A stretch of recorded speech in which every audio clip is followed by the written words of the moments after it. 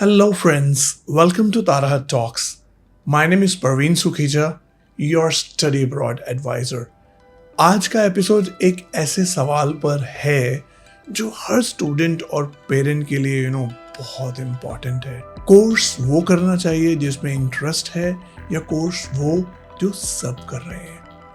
आज हम बात करेंगे उन ट्रेंडिंग कोर्सेज की जो इंस्टाग्राम और यूट्यूब पे चल रहे हैं, पर क्या उनका कोई फ्यूचर भी है? उतना स्ट्रांग है क्या, या सिर्फ एक भीड़ का हिस्सा बन जा रहे हैं स्टूडेंट्स? तो चलिए स्टार्ट करते हैं एक ऑनेस्ट कॉन्वर्सेशन, बिना हाइप के और बिना फियर के। Let's start. ट्रेंडिंग कोर्सेज सबको क्यों चाहिए? अब आप देखिए, सबको साइबर सिक्योरिटी पसंद आ रही है, हर दूसरा स्टूडेंट प्रोजेक्ट मैनेजमेंट पढ़ रहा है, artificial intelligence and data science जैसी टर्म्स हर जगह सुनने को मिल रही हैं। और सबसे बड़ी बात, लोग कहते हैं ये कोर्स करो, पीआर इजी मिलेगा, ये ट्रेंडिंग है, जॉब मिलेगी और इजीली मिलेगी। ऑस्ट्रेलिया में एक और ट्रेंड बहुत ज़्यादा देखने को मिल रहा है, बैचलर ऑफ नर्सिंग। सबने सुना है, क्योंकि लोगों को लगता है कि जैसे पीआर मिलना आसान हो जाता है। लेकिन सच ये है, नर्सिंग सिर्फ एक डिग्री नहीं, एक इमोशनल और प्रैक्टिकल कमिटमेंट है। अगर किसी स्टूडेंट ने कभी पेशेंट केयर नहीं देखा, स्ट्रेस हैंडल नहीं किया, तो सिर्फ पीआर के लिए नर्सिंग चूज करना फ्यूचर के लिए रिस्की हो सकता है। इसी तरह इंडिया में नॉन मेडिकल स्ट्रीम को लेके ऑलमोस्ट हर स्टूडेंट को मैं देख रहा हूँ कि आईटी में डाल दिया जा रहा है।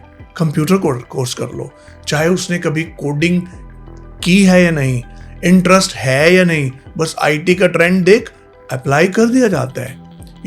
एक बात समझना बहुत ज़रूरी है, पीआर एक रीज़न हो सकता है, लेकिन कोर्स का सिलेक्शन सिर्फ पीआर के बेस पे नहीं होना चाहिए। आपको एक्सप्लोर करना चाहिए या फिर अपने काउंसलर से पूछना चाहिए और ऑप्शंस क्या है मेरे लिए। बहुत सारे कोर्सेज अवेलेबल होते हैं, बस एक्सप्लोर करना पड़ेगा। खुद वेबसाइट पे जाके थोड़ा एक्सप्लोर करो और फिर एक्सपर्ट से बात करो, फाइनल करो कि क्या ट्रेंड को देख के चूज नहीं करना है मुझे अपनी जो मेरी नीड है या मैं जो करना चाहता हूँ मुझे वो करना है। तो चलिए देखते हैं रियल लाइफ एग्जाम्पल कैसे हमें सिखाते हैं। एक स्टूडेंट था, वो आई थिंक पंजाब से था, पंजाब से था। सबने बोला कि साइबर सिक्योरिटी कर लो, उसमें फ्यूचर है। उसने कर लिया ज्वाइन, वीज़ा भी आ गया। 6 महीने बाद उसने कॉल किया, सर मुझे कुछ समझ नहीं आ रहा, मुझे तो कंप्यूटर्स में इंटरेस्ट ही नहीं था, जस्ट फ्रेंड्स ने कहा इसलिए ले लिया, अब क्या करें? वीज़ा तो लग गया पर करियर अटक गया, अब कोर्स चेंज करना पड़ेगा, बहुत एक्सपेंसिव हो जाता है और प्रॉब्लमेटिक हो जाता है ये सब चीज़ें अगर होती हैं तो। दूसरी तरफ एक और लड़का था जिसने कोटकपूरा का लड़का, जिसने कुकिंग और हॉस्पिटैलिटी चुना। सबने मना किया, ये लड़कों के लिए नहीं है, इसमें पैसा ही नहीं है। आज वो ऑस्ट्रेलिया के एक टॉप होटल में काम कर रहा है और पीआर की फाइल भी लग चुकी है। So moral of the story, trending course है ना, वो आपका फ्यूचर तभी बनाएंगे जब वो आपके अंदर जो ऑलरेडी बेस बना हुआ है ना, उसी को फॉलो करेंगे। सो अब बात करते हैं ऐसे कंफ्यूजन में क्या करें, मतलब करना क्या चाहिए अगर ऐसा है तो, क्योंकि लोगों की बात भी सुननी पड़ती है। सो ट्रेंड के पीछे भागना वर्सेस एप्टीट्यूड को समझना। सो पहला काम आपने क्या करना है, अपने बच्चे से ये सवाल पूछो एज अ पेरेंट, क्या चीज़ उसे नेचुरली समझ आती है? किस काम में उसका मन लगता है बिना फोर्स के? क्या उसने उस सब्जेक्ट को कभी एक्सप्लोर किया है बियॉन्ड टेक्स्ट बुक्स? देखो, अगर किसी स्टूडेंट को स्टोरी टेलिंग और विजुअल्स पसंद है ना, तो उसके लिए यूआई यूएक्स या मीडिया कोर्सेज बेटर हो सकते हैं। जिस स्टूडेंट को एनालिटिक्स पसंद हो, वो बिजनेस इंटेलिजेंस या बिजनेस एनालिटिक्स में शाइन कर सकता है। अगर आप सिर्फ पीआर के चक्कर में कोर्स चुनोगे तो पीआर तो मिल जाएगी, पर जॉब सेटिस्फेक्शन नहीं मिलेगी।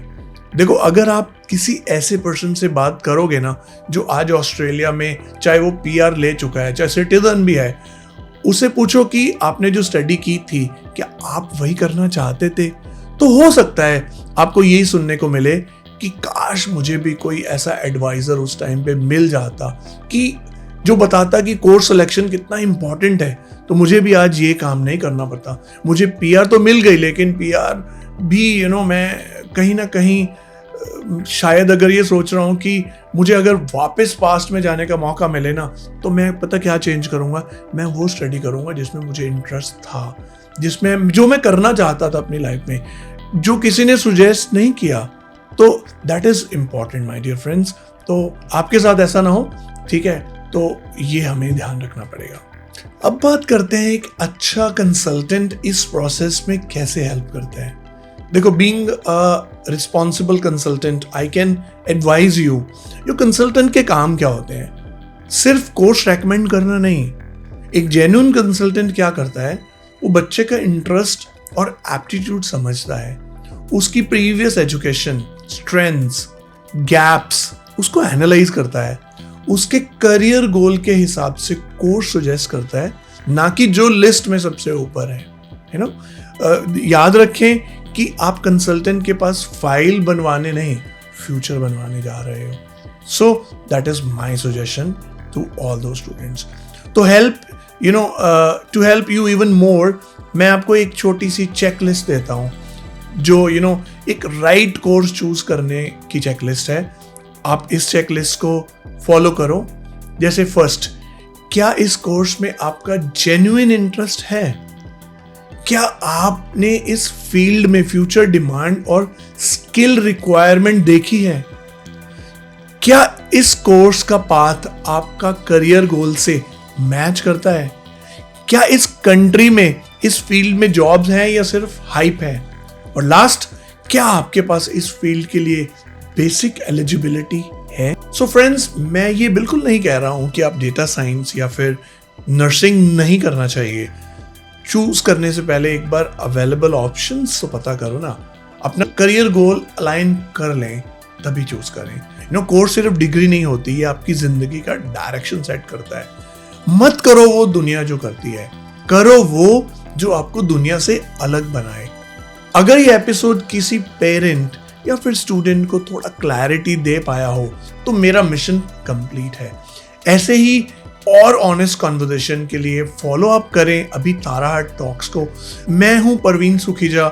मिलता हूं मैं आपको अगले एपिसोड में। और अगर आपको ये अच्छा लगा है तो आप इसको शेयर भी करें। यू डोंट मिस, बिकॉज ये लाइफ चेंजिंग वीडियोस एक्चुअली सबको देखना चाहिए और आप तो देख ही रहे हो। So see you guys next time. Bye bye.